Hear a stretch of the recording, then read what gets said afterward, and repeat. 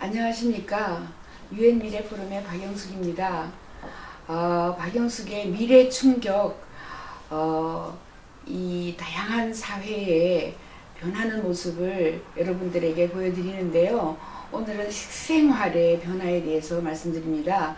앞으로 식생활은 굉장히 많은 변화가 있어요. 왜냐하면 고령화 시대가 오면은 사람들이 이제 물렁물렁한 것을 먹게 되고요. 그뿐만 아니라 새로운 식품들, 뉴푸드라고 얘기하는데 굉장히 많은 새로운 식품들이 나오고 요리, 조리하는 법도 굉장히 달라집니다.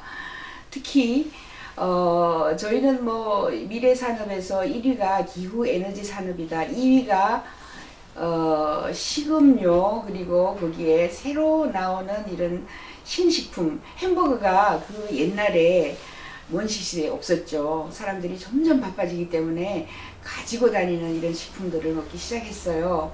특히 요즘에는 새로운 3D 프린터 시대가 와서 사람들이 아주 편리함을 찾기 위해서 3D 프린터로 요리를 디자인을 합니다. 그러니까 이 레이어, 그러니까 맨 1층에는 고기를 깔고요. 두 번째는 야채를 깔고, 세 번째는 치즈를 깔고 등등 이렇게 만들어서 튜브에서 나오는 식품을 오븐에서 요리를 해서 식탁에 꺼내오는데 이미 나와 있는 기계를 보면은 3D 프린터에서 이것은 초콜릿이에요. 초콜릿을 다양하게 디자인을 해서 이미 초콜릿 쿠키를 만들고, 여기에 보시면 요거는 당근입니다. 당근이라든가 야채, 다양한 색상을 이미 프린트를 해서 먹는 이런 시대까지 와 있습니다. 미래에서는 고령화, 더군다나 사람들이 이동성 강화로 여기저기 옮겨 다니기 때문에 언제나 한 손에 들 수 있거나 손쉽게 편리하게 또는 물렁물렁한 고령 인구들에게 필요한 마실 것들이 많이 필요를 해요. 오늘은 제가 알약 하나를 먹거나 아니면은 아침을 마신다 라고 이야기를 하시는 을수에 와 있습니다. 이 을수의 사장님의 인터뷰를 한번 들어볼게요.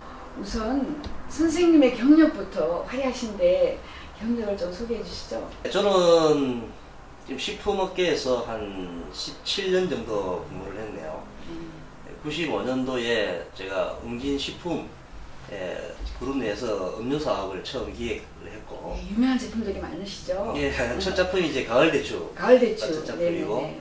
그 이후에 이제 아침 햇살, 초록매실, 초록매실, 예, 자연은, 하늘보리. 하늘보리도, 아유, 보리차. 선생님이 하셨구나. 예, 제가 많이 마시던 건데, 하늘보리 선생님 예, 작품이시네. 네. 이제 과채 주스, 뭐 자연은, 꿀홍삼, 한 200억 이상 연간 매출하는 게 한 7개 정도가 200억 이상. 한 3, 4년 만에 나왔고, 네네. 그 중에서 이제 아침 햇살 초록매실 자연은 같은 경우는 이제 한 해에 한 1000억 이상 매출이 일어나는 예, 굉장하시네. 메가 브랜드가 네네네. 나왔었죠. 그거를 제가 한 2006년까지 거의 한 이제 11년 정도 음료 사업을 하고 웅진식품 대표를 하다가, 최근에는 제가 이제 친환경 가공식품 이 을수의 창업을 현재 지금 4년 차입니다. 4년 차. 예, 예. 이게 왜 친환경 가공식품이라고 하나요? 무슨 특별한 기술이 있나요?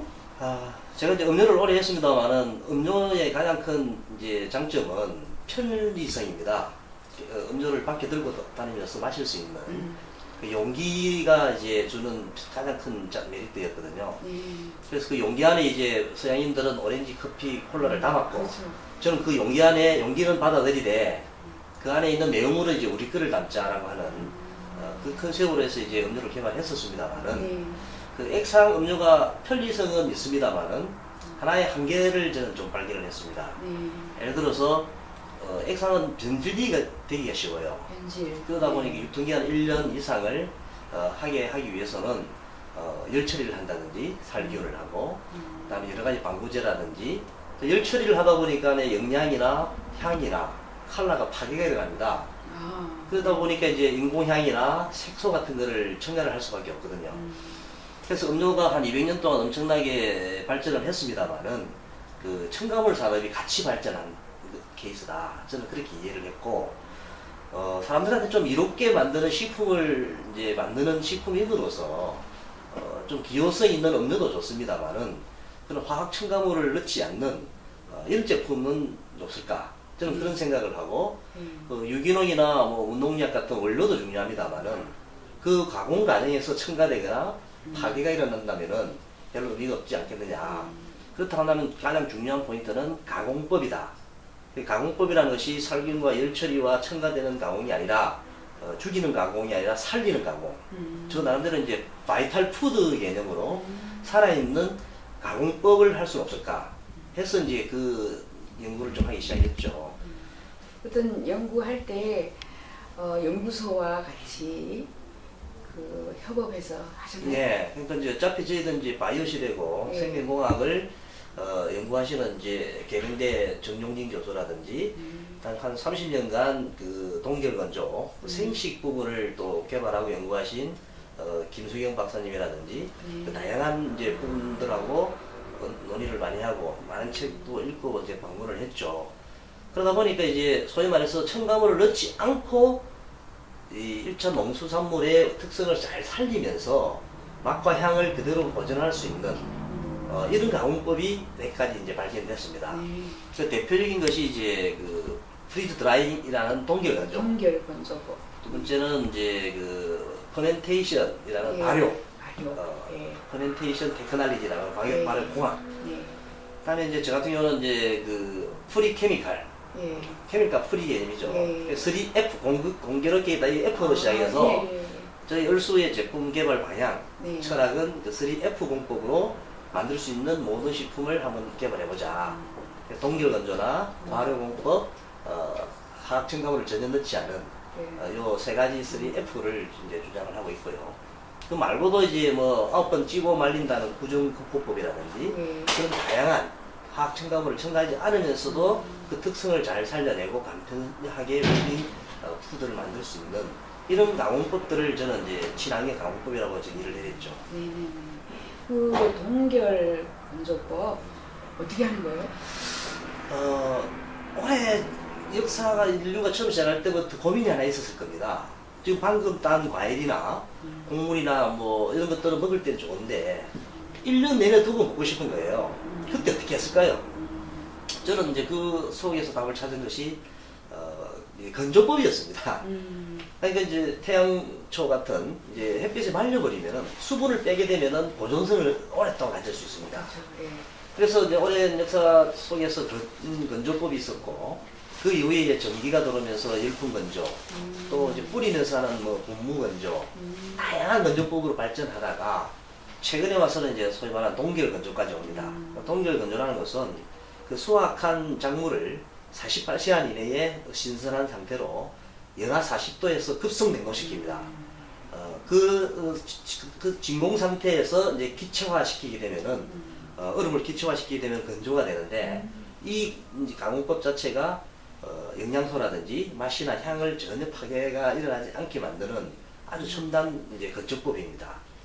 대체적으로 이제 뭐 미생물이나 바이러스 같은 이런 생화학적인 약품에 쓰여졌던 이제 드라이법인데 최근에는 이제 다양하게 식품적으로 이제 이전되고 있죠. 그 동결 건조법을 우리 선생님이 한국에서 최초로 아니면 세계 최초로 뭐 이렇게 특별하게 자랑하실 게 있나요?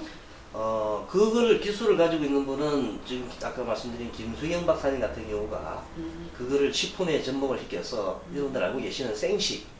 생식이 그 동결 건조 공법으로 만들어진 겁니다.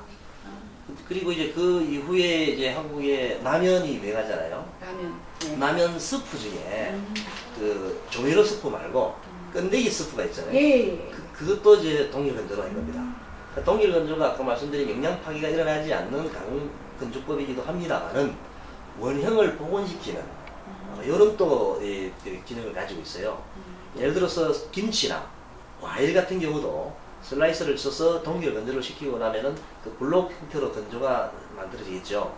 그 블록 형태가 나중에 물을 붓게 되면은 김치나 과일이 다시 살아나서 그 원 과일의 식감을 느낄 수, 즙도 느낄 수 있는 아주 똑똑한 가공법이죠.